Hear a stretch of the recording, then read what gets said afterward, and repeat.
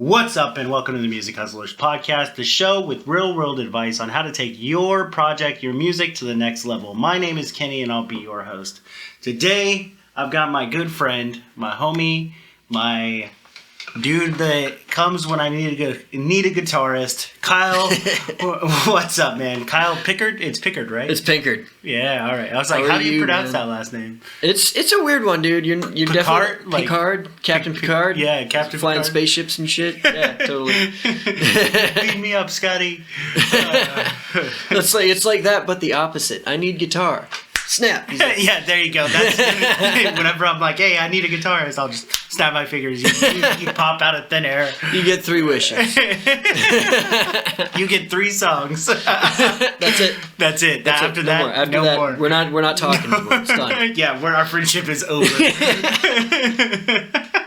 Sick, man. Well, the reason I wanted to have you on, the reason I wanted to talk to you is because you have kind of showed me, an example of someone who gets after it and goes after their goals and like sets goals for themselves. And I was having a conversation earlier before we met today about just setting goals and being, having a bigger picture in mind. And I wanted to talk to you about that and kind of get your perspective on how do you feel like having a bigger picture esque mindset can help you in band life. If you know what the big picture, to kind of stretch the example here, if you know what the big picture is supposed to look like, then you know what the micro level, what the small picture is supposed to look like. You have a much better idea of how the whole thing's supposed to fit into the puzzle, so you're not sort of working against yourself in a sense and having to go back and do a whole bunch of rework later. So in like a specific example, if you've got set goals for your band, just using the band as an example, then you know exactly what steps you're going to need to take next. You're not just shooting in the dark where your marketing is concerned, where your live shows are concerned, or where your releases are concerned, because it's all part of one cohesive plan. Yeah, absolutely. Yeah, you've got like a structured outline, and I've been thinking about it a lot lately about how easy it is to just deconstruct goals. We were talking earlier before we started recording about. I told you I had a dream, and then I was like, wait, no, I've got a goal. Yeah. And it's crazy to just think about how easy it is to actually deconstruct something and make it a reality. Like years ago, I didn't think I did. I had dreams to become where I am today, and I broke it down and made it happen, Yeah. And I wanted to ask you, how do you go about because I know you've accomplished quite a bit. You're, a music teacher. You've got, your music producing, all of that. His words, not mine. But no, I feel like you've accomplished quite a bit. And I just wanted to ask you, how do you go about managing doing multiple things at once? It's all about the bigger picture, like you were saying, but it's also just, looking in the mirror and being honest with yourself about what it is that you want to do. Like, I can be that guy playing in a band one day, but there will still be those other goals sitting on the fire that I have to come back and work on, because I'm obsessive about that. I want to accomplish it all if I can. Yeah. So if we're getting into specifics, then there will be one day each week that's band day. This is the day that I rehearse. This is the day that I'm preparing, new material for that rehearsal at that given time. And then I'll have another day that week that's my day off. This is studio day. I'm working on mixing projects that I have to work on, or I'm, doing some recording or doing some songwriting that I wanted to catch up on. I think it's just manually getting yourself in that mindset of changing your hat, Yeah. This day I'm studio guy, this day I'm band guy, this day I'm marketing guy, and keeping your hands out of the other cookie jars until you've taken care of what's in front of you. Yeah, absolutely. Would you say it helps you to when you're for example, you're saying you set specific days, how do you stay focused on your specific task without getting overwhelmed, thinking, okay, this day I've got all the band stuff to deal with, but I've got this overwhelming thing going on with my studio that I've got to take care of. How do you help, how do you cope with that? Mentally, it's kind of just treating that sense of achievement, that feeling of I accomplished something today, as the end goal. Yeah. In other words, like if I've got a couple of things that need to be taken care of, like this song isn't done, this fucking recording isn't done, I haven't marketed this release or whatever, I know that if I work a little bit on all three things today, I might, get some concrete steps taken care of, but at the same time, I won't have one of those things done and out of the way and cut off. I see what you're saying. So I could have 3 partially complete but incomplete tasks, or I could have 2 incomplete tasks and 1 that's complete and I'm done with it. And I would much prefer that latter option. I see what you're saying. Yeah. It definitely helps to focus on, one thing at a time, get it done with, wrap it up, and then focus on the next thing. Yeah. Absolutely, man. I feel that. So let's talk about your teaching a little bit. Totally. What got you into that? How did you start teaching? It was, kind of just a lucky chance, as crazy as it is. I graduated the recording program at Central Arizona College, and working really closely with with both the songwriting program and the live performance programs that were there, I got to know a lot of the students, and I, kind of got a reputation around the school as somebody that could handle his instrument. So I was really fortunate that later on, when the guitar player, John Sutton, the guitar teacher at the school, finally did step down and retire. He had been there for so many years, and he was, totally ready. I just happened to be the guy that was first in line, that they shot me a message and said, "Is this something that you'd want to do?" I said, "Yeah, absolutely. Why not?" Because at the same time as I'm that guy that wants to accomplish that one thing at a time, I still want to stack more crap onto the back of my plate and still have more to work on so that I don't run out of stuff to work on. Because I think my biggest fear is that moment of I have nothing to work on and I want to be working. I think that's my Let me ask you, obsession. What would you say to someone who, because I'm the same way, man. I take on as much stuff as I possibly can. I got so many things going on at once because, you never know what's going to work and what doesn't. But what would you say to someone that comes to you and is like, "Hey, man, you're focusing on too many things. Like, you need to chill out"? I would say you're probably right, but that's better than not focusing on enough. Yeah. Ooh, I like that. Like, I would rather err on the side of overworking than never having taken steps in the first place. Yeah, and so many people don't take those steps, man. It's crazy, how many people you see that talk a big game, but never actually follow through on their execution. And I mean, at one time or another, we've all been that guy. Absolutely, which is the hardest thing to admit. Like, in my brain, like most other people, I'm sure, I want to separate between the people who do and the people that do not. But the reality is that the people do not are the people that do when they're not doing. Yeah, absolutely. I think I followed that. It's it's kind of a logical loop. But if you're either doing something or you're not doing something, you're not just type A or type B. You're wearing different hats at different times. No, I feel that, man. And then that's what life's all about. It's about doing things. It's about trying new things. Yeah. And I believe as just being kind of a minimalist that experiences are, some of the most important things in life. And to me, setting goals to like create your future are what create experiences. Yeah. Create those most, that feeling of just like getting something done and you're like, man, I actually did this today. Yeah. It's just so much better of a feeling, or so much better, much better of a feeling. Yeah. To be like, I accomplished this rather than, oh man, I wish I had done that today. Totally. Yeah. Like, you didn't wake up this morning and the first thing on your mind was, I want to feel X today, right? Like, I'm going to be happy today. No. Yeah, absolutely. You woke up with concrete goals in mind of what you were going to do, even if that's just as simple as I'm going to brush my teeth and make some breakfast or whatever. If you wake up in the morning with the goal of what it is that you want to accomplish, then that feeling of accomplishment is naturally going to follow through if you follow through on it. Yeah, absolutely. Absolutely. It's all about following through, man. Yeah. Any advice on following through? Like how do you know? Okay, all right. Let me rephrase that. How do you know when to quit? Because I was thinking about this today. Like, sometimes I'll take on a project that I'll be like, this project is it's not a good idea for me. Either I creatively don't fit it, or it's just not. It's not for me in some way. Being someone who focuses on everything that they can, tries as many things as they can.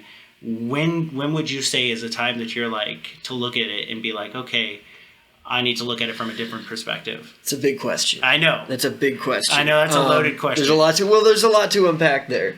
Because, in order to even be in the position you're talking about, you had to at first have that moment of like individual courage, individual bravery. Like, I'm going to stick myself out on a limb here. I'm going to do this thing, whatever it is, whether it's like a project or just, some goal that you want to accomplish today. It's just like, no, this doesn't make sense. Yeah. So you already had to put yourself out on a limb to get into that position. It takes another kind of bravery to be able to look back and be like, you know what, this was stupid. This is or put it constructively, right? Like, this is a moment for me to grow. Yeah, there you go. Put a positive spin on it. No, I like that. Yeah, like, you don't want to go. You don't want to go to bed tonight making yourself feel like crap, but at the same time, man, they started the music. Yep. This is an opportunity for me to take a step back and grow. Yeah. To achieve something better because I made the sacrifice of whatever it was that I wanted to achieve today. Absolutely. Yeah. No, it's definitely I feel like every influencer, every podcaster, whatever, always says, it's a learning opportunity or it's a growing experience, which it is. It definitely is. But it's, it's gonna suck. Like, sometimes you're gonna be in that moment where you're just like, fuck, man, I wasted a lot of time. I spent all of this, and the best thing to do is just look at it like it's it's something to grow from. It's something to learn how to be better, how to better yourself. Your most monumental achievements could have easily been monumental mistakes. And the only way for you to know which one it's going to be is for you to put yourself out there in the first place and just give it a shot. Give it a shot. Yeah. And a lot of people don't give it a shot, but you got to be one of those people. You know what I mean? Don't live in fear. Don't live in fear. Don't be afraid to try things. Don't be afraid to experience new things and to screw up every now and again. I make mistakes all the time, but I enjoy myself, and I'm truly living the life of my dreams. Yeah. So, yeah. You're kicking ass, dude. You deserve to be happy about that. I appreciate that. You're kicking ass, bro. No, you. We're like that Spider-Man. Yeah, right. I was just thinking that. Oh, that's great. Okay, man. So let's talk about. We talked about the teaching. Let's talk about producing. Totally. What do you like? What's a question about producing? Oh man, they got that music loud, bro. Dude, yeah, they're thrashing it up over there. They're I want to just go get out and rock and roll. Just two-step around, I guess. That's the whole podcast. We're circle pit, bro. Let's go. Oh shit. All right. So as far as your producing, how did you start it? Baby steps at first, right? Yeah. Like, I probably, like the vast majority of producers, I started out to record my own music because I knew it was going to be difficult as hell, but at the same time, I know what the sound is that I have in mind, or I at least have the vaguest idea of it, and I want the satisfaction to being the guy that chased that sound down and got it. Yeah. So it started in a bedroom with one guitar and one cable and a tiny little interface and just the dumbest speakers ever, like some TV speakers or something. Oh, nice. And just trial and error for years. And then I was doing some basic credits for college at the time, just starting out at a community college with no idea what I'm doing. I'm walking back behind this building and I see this door open with the Oralex studio foam on it. Oh, nice. I know what that is. So I walked a little closer. It was the director of the program that I now teach in. Or the director of an adjacent program anyway. Guy by the name of Dan Bush, great guy. And he's talking about some songwriting concepts that I had been reading about in an article like a week ago. So it's like this total deja vu moment, and I know this is where I need to be. And that kind of started me off on the path. Save up some money, buy some gear here, learn more, and repeat until you're a few years in and you just don't know what else to do. Yeah, I feel that. So what was it like for you, like feeling like you found that calling? You're like, all right, this is it. This is what I want to do. It's such a cliche, but it's so true even now. I just had that moment like, oh, there was that puzzle piece I didn't even know was missing. It just fell right into place. It's like, this is exactly what I needed, exactly when I needed it, and I had no clue it was coming. Yeah. Yeah. And how has being able to produce and stuff like that, how has that affected your band? In some really good ways, honestly. I mean, on the surface level, it makes it a lot easier for me to work with producers, because at the time that I've recorded most of the music that my band has released up until now, I didn't feel like my skills were sufficient to the task at the time. Yeah. But I still knew enough that I could work really efficiently with the producers that we went into the studio with, so we'd get things done a lot faster, we'd get a lot closer to the sound I and the guys were looking for, and it just made the process go a lot smoother because I knew his lingo, I knew what he was looking for, I could record my own scratch tracks and save us, shitload of time. Yeah, absolutely. What kind of plugins do you recommend? Oh, dude, there's so many. It depends on what your goals are, right? The vast majority of DAWs, your recording software, are gonna come with a basic EQ, basic compressor, stuff like that. So where the stock plugins are concerned, don't be afraid to use them because they sound great. In terms of my recording software, I prefer Studio One, and I'm sure you've heard people say that, or the audience has heard people say that, because it's a great program. I'm trained in Pro Tools, which I also love, but it's pretty complicated, and Reaper is great as well. On the Apple side of things, Logic's great, but I just prefer the interface in Studio One. It just works. It just gels a lot better with the way that I like to work. I feel that. I've noticed most people I work with that do pro grade for their own band, they record their own stuff, tend to work with Studio One. It's common, yeah. It's super common, and it depends on your community too, because there's equally great programs for songwriting if it's the way that you like to go. But for me and for a lot of other people I've talked to, that's just by far the most efficient workflow. Yeah, I mean, I use Reaper, so yeah. As far as plugins, and again, I'm sure you've heard people say this: the Slate Everything Bundle, $15 a month. Yeah. Total lifesaver. A whole bunch of great stuff in there that you're gonna have a ton of use for. There's some real gems for guitar software as well. Bias does some really great things. Neural DSP is doing some really great things as far as archetype, and their bass plugins are super good too. They've got a Dark Glass, a V7K plugin. Oh, nice. Parallax bass. Yeah, they're doing some really cool stuff. Yeah. So that's super cool. And then something that I like to do that maybe is kind of unique to my workflow is dynamic EQ, which is sort of like multi-band compression in a way, but it's a little bit finer. You can adjust a very narrow frequency band that you're trying to compress or rein in. Yeah. And for that, I like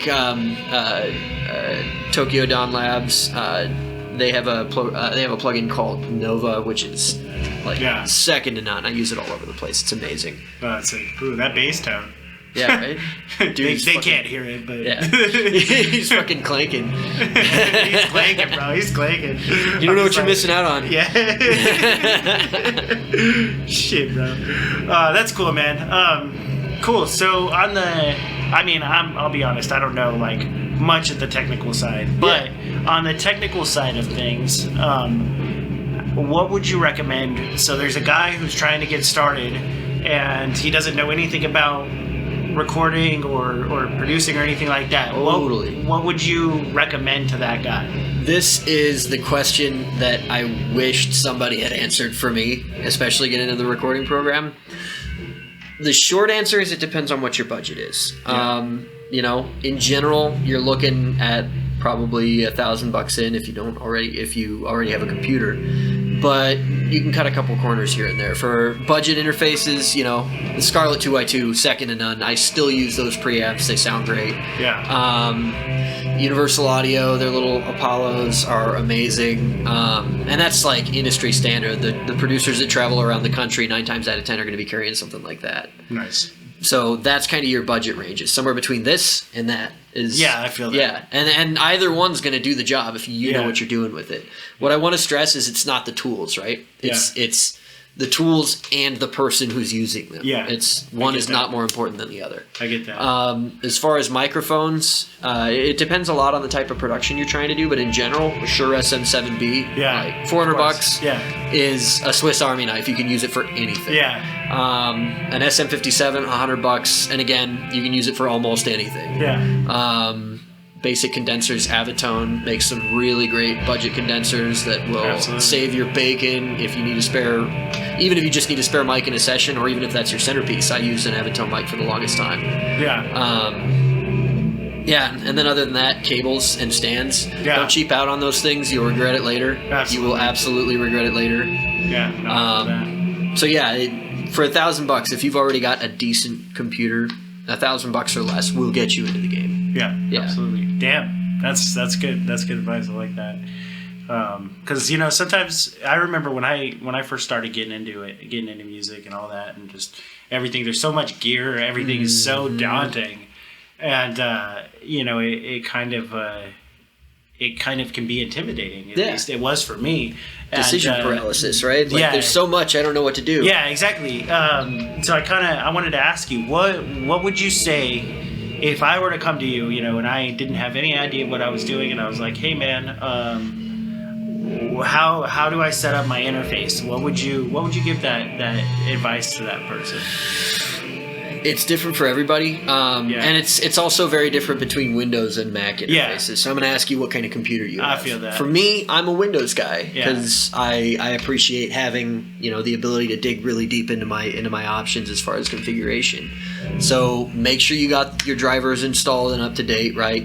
Your interface should come with them, and if not, you can look on the manufacturer website. So that's actually a question that I had when I first got my interface, because this is a brand new interface, guys. You're seeing it right now. I don't know what I'm doing at all. That's why he's here. I'm going to record a conversation with you so that I know how to use my audio shit. Oh yeah. Oh man, I demonetized our video. Anyway.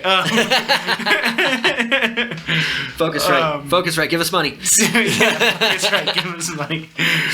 But so a driver. What's a driver? A driver is the piece of software that makes your computer talk to this piece of hardware. There you go. Without the driver, they can sort of communicate, but not nearly at the efficiency you need to be able to make it work. Yeah, I feel that. Cool. All right. I feel like that was a super noob question, which it definitely was. So what? But that's the thing. Yeah, there's no stupid question. It's better to ask something. I'm not going to pretend that at some point I have not asked that exact question. Exactly. And got, probably a much more difficult answer that I wish I hadn't got. Yeah. I feel it though. Everyone, and that's what this podcast is about. It's about spreading that knowledge, spreading that myself 10 years ago, the guy that I wish I had someone that would tell me these things, with no idea what I was doing and wasting my money on a bunch of crap that I didn't need, Exactly, man. That's if I could save anybody from being that guy, I'll go to sleep tonight feeling good about myself. I feel it, man. I feel it. I just like to be real, I like to spread the truth. Spread the cheer. I'm all about it, man. Sick, man. Okay, so let me ask you about your guitar playing ability. How long have you been playing? I started playing when I was 12, so that'd be about 13 years now. Oh, nice. And I mean, I'm not some god of the instrument. I had a lot of trial and error, right? Yeah. I don't know if I ever mentioned it. What's the name of your band? My band is Crowning Thieves. Crowning Thieves. Mm-hmm. We're, like a lot of bands, we're chilling out right now with the quarantine going on, bringing some new members in, writing a bunch of new material. But yes, my band is Crowning Thieves. Do you guys are on the streaming stuff, right? Yeah, we're out there on Spotify. We got a music video up on YouTube.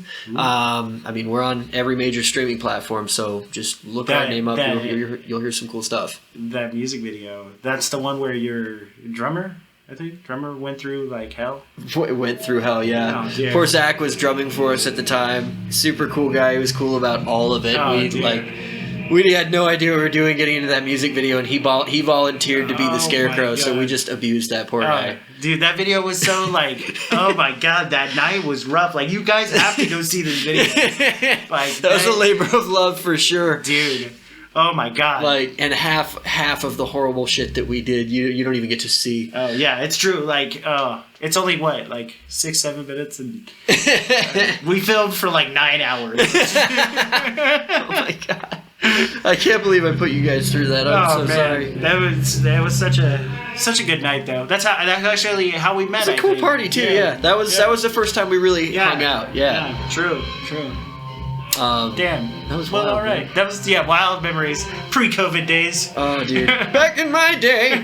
Back in my day. Like an old man shaking his cloud at the fist. Or shaking his fist and shaking his cloud at the fist. Where's my cloud? At the cloud. Yeah, where's my cloud? I want some clouds. Ooh. Anyway, cool, man. So you've watched my podcast before. I like to end every interview with one specific question. And that is, if you could give a piece of advice to a new hustler, someone who's just trying to break into the music industry, what would it be? Don't let fear control your life. Ooh.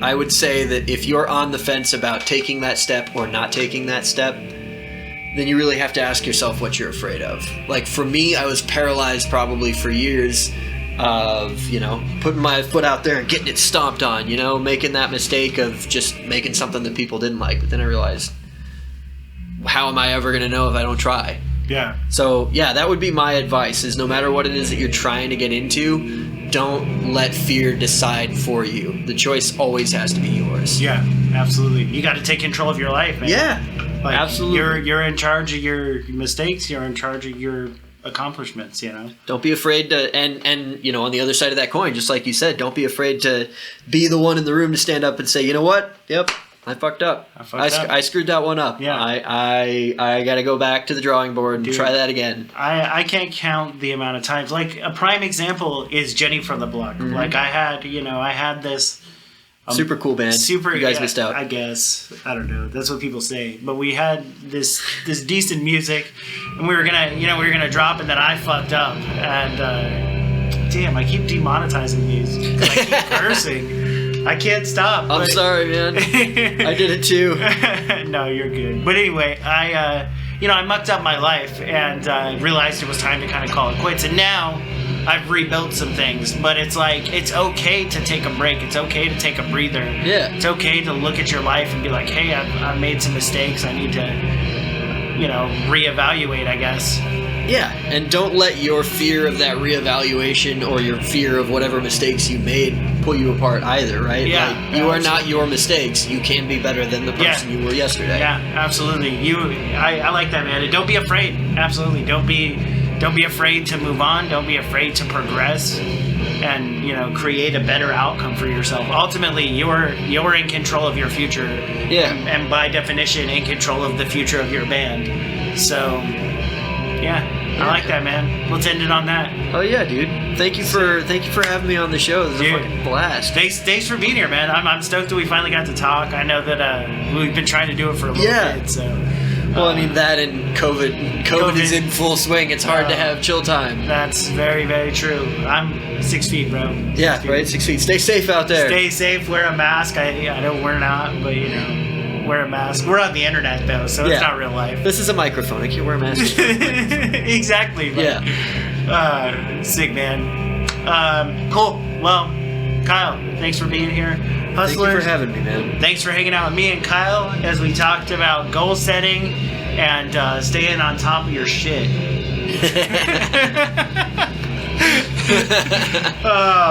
Kyle, where can they find you, man? You can find me on Facebook. You can find me on Instagram. You can please look up all of Crowning Thieves' music on Spotify or Apple Music or whatever your platform of choice is, and just reach out to me. Let's have a conversation. Hell yeah. Crowning Thieves, Kyle Pickard. Pickard. Pickard. There you go. Third time's a charm. Hustlers, thanks so much for hanging out with us. If you want to check me out on Instagram, you can follow me at @TheKittyFerris. You can also follow the Music Hustlers Podcast, both on Instagram and Facebook at Music Hustlers Podcast. And if you're watching, I was like, what? And if you're watching this on YouTube, please leave a like and subscribe. It really helps me out. Thank you so much. We're out of here. Peace. Peace.